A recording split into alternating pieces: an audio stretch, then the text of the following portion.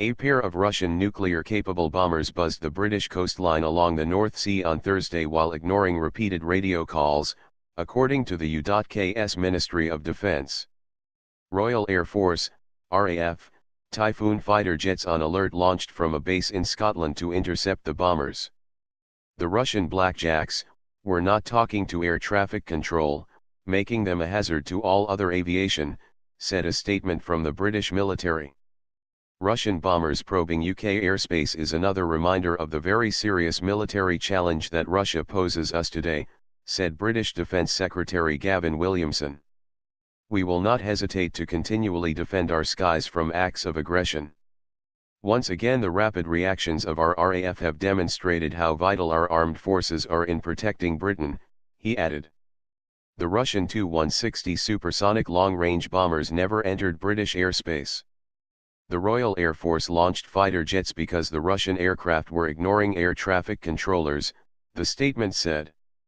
The bombers approached the United Kingdom off the coast of Newcastle in international airspace, according to a radar image from airlive.net, which said one French jet and its supporting tanker plane joined their NATO allies in the intercept. It's at least the third time this month NATO aircraft have scrambled to intercept a formation of Russian long-range bombers. Two incidents took place off the United States on September 1 and again on September 11.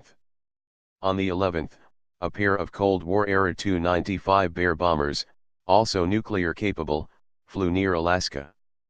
The Russian bombers were escorted by Su-35 flanker fighter jets, a rare move by Moscow sending bombers under fighter escort. It was not clear if the Russian aircraft were armed. At a Pentagon news conference this week, the head of NORAD, North American Aerospace Defense Command, said the Russians were sending a message to the United States by flying on September 11, a sacred day in American history.